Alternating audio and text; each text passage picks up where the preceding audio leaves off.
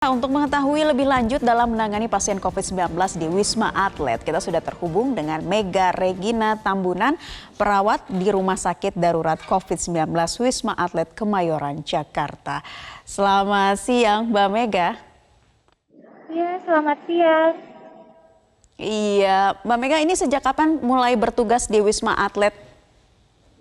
Saya bertugas di Wisma Atlet itu sejak Mei tahun 2020, Mbak.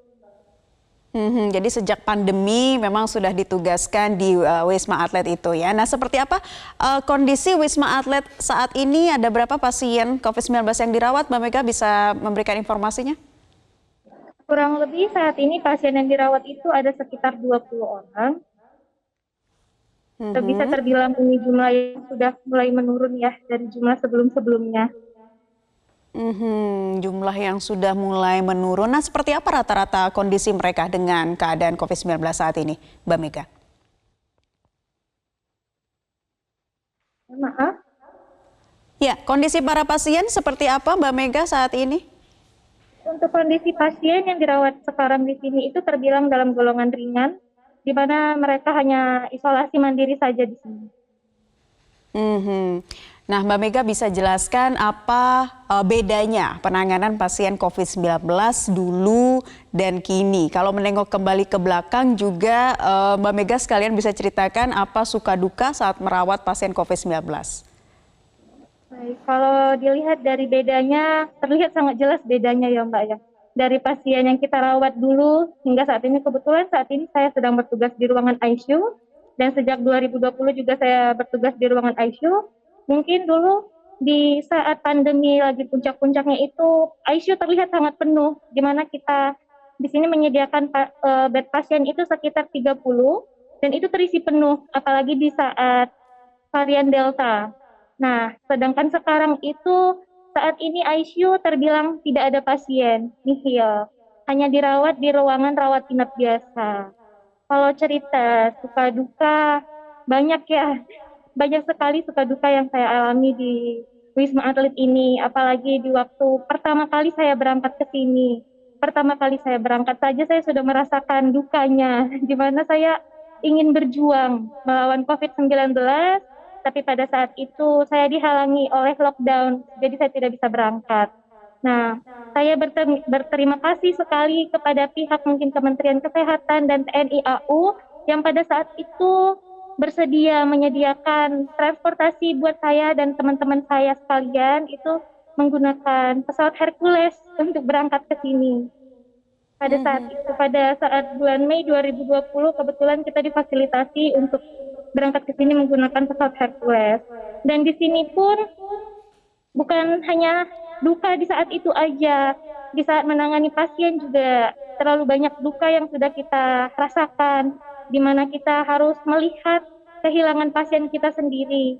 Di saat pandemi kemarin itu, waktu Delta, bisa terbilang di ruangan ICU, lain di ruangan lain, seperti rawat inap dan IGD. Di hanya ruangan di ICU saja kita bisa menangani pasien meninggal itu satu harinya mencapai 8 hingga 10 pasien. Dan itu berlanjut hingga mungkin terhitung sekitar 2 bulan ya pada saat Delta. Terus kita bukan hanya kehilangan pasien yang kita rawat, kami juga kehilangan banyak teman kami di sini.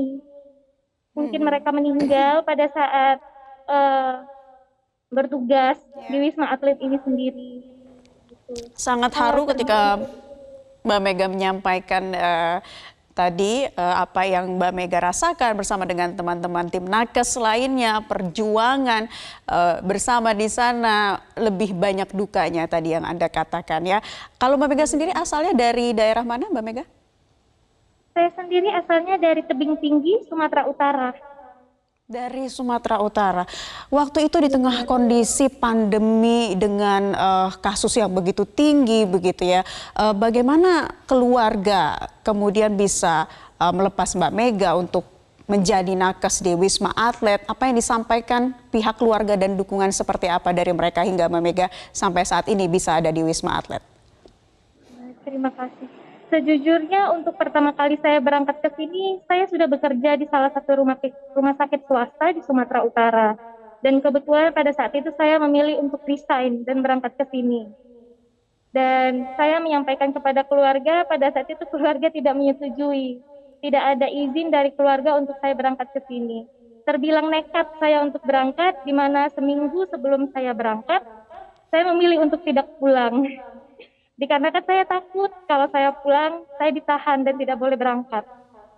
Itu berlangsung sekitar 1 bulan saya mengalami dilema di mana keluarga terlalu khawatir dengan keadaan saya di sini. Begitu. Tapi pada saat itu saya tetap memberikan masukan, saya memberikan pencerahan bahwasanya di sini para nakes sangat diperlakukan dengan baik. Kita difasilitasi tempat tinggal, makan dan sebagainya. Bahkan banyak perhatian-perhatian dari masyarakat sekitar kepada kita nakes yang ada di sini pada saat itu. Hingga seiring berjalannya waktu, keluarga saya menerima dan memberikan saya dukungan untuk saya tetap berjuang di sini hingga saat ini. Dan akhirnya keluarga memberikan dukungan begitu dengan bentuk support dan juga doa dari orang tua. Mbak Mega bisa tetap berjuang ya dengan teman-teman nakes lainnya untuk membantu para pasien COVID-19 di sana. Mbak Mega bisa diceritakan juga apa momen yang paling tidak bisa Anda lupakan saat merawat pasien COVID-19? Untuk momen yang tidak bisa saya lupakan mungkin di saat saya kehilangan teman-teman ini ya. Dan banyak sih momen-momen yang bisa saya rasakan dan teman-teman sekalian rasakan di saat merawat pasien, di mana kita harus menjadi sebagai saya seorang perawat di sini, tetapi untuk penanganan pasien kita bukan hanya menjadi seorang perawat, tetapi sebagai keluarga, sahabat, teman, bahkan seorang anak di sini. Kita semua di sini keluarga. Jadi untuk perawat, dokter, semua nakas yang di sini itu sudah menganggap pasien itu adalah keluarga.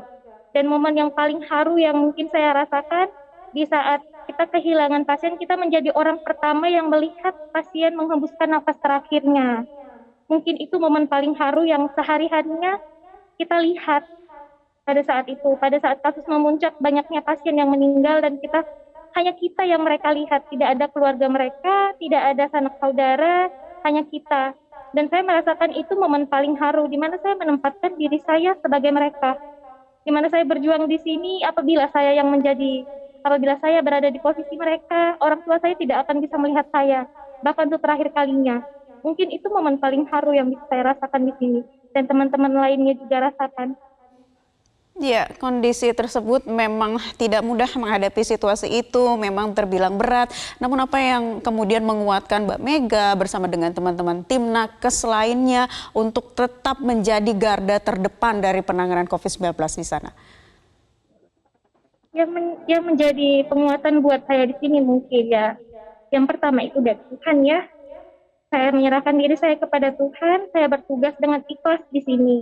Kemudian yang membuat saya menjadi kuat di sini, di mana di Wisma Atlet ini tersebut bukan hanya perawat, banyak profesi lain yang saling menguatkan, bahkan dari berbagai daerah.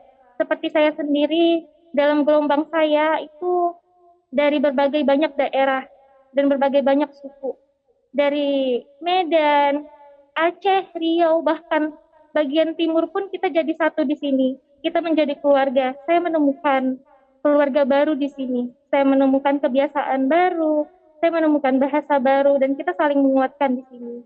Kita juga mengisi waktu luang kita dengan hal-hal positif di sini, di mana pada saat itu kita para nakes tidak diperbolehkan untuk keluar dari Wisma.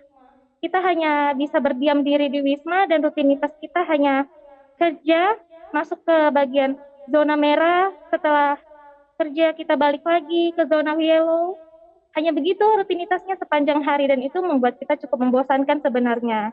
Tapi kita sama-sama saling menguatkan. Kita mengisi waktu luang kita dengan berkumpul. Mungkin bisa dibilang kita makan bareng, saling ngobrol, saling menceritakan kisah sama-sama. Kisah sebelum berangkat ke sini, bahkan kisah waktu berangkat ke sini, begitu. Mungkin itu salah satu penguat bagi diri saya selama di sini. Bersyukur, sikap saling kekeluargaan, kebersamaan begitu ya, itu yang menguatkan Mbak Mega bersama teman-teman nakes lainnya. Mbak Mega, apa pendapat Anda tentang pandemi yang mulai terkendali situasinya saat ini dan apa pesan yang ingin Anda sampaikan kepada masyarakat sebagai nakes saat hidup berdampingan dengan pandemi ini seperti apa? Dari saya sendiri sangat bersyukur ya dengan landainya kasus pandemi sekarang, dan saya juga berharap semoga pandemi ini segera berakhir, di mana supaya kami juga dapat kembali ke daerah kami masing-masing. Begitu mungkin pada saat ini juga kita nakes sudah mulai pengurangan ya, sudah pada dikembalikan, namun ada tersisa beberapa saja di sini. Dan harapan saya ke depannya, walaupun pandemi berakhir, tapi saya berharap untuk masyarakat di luar tetap membiasakan diri dalam menjaga protokol kesehatan, karena kita tidak tahu pandemi atau mungkin ancaman biologis lainnya di depan apa yang akan terjadi begitu. Jadi saya berharap supaya masyarakat tetap menjaga kesehatannya, kita membiasakan diri kita dengan protokol kesehatan yang sudah ada, seperti memakai masker, menjaga jarak, ataupun menghindari kerumunan. Iya, tetap menjaga diri dan orang-orang di dekat kita. Terima kasih untuk pesannya perawat RSDC Wisma Atlet Mbak Mega Regina Tambunan sudah bergabung di kesempatan Newsline kali ini. Salam sehat selalu untuk Mbak Mega.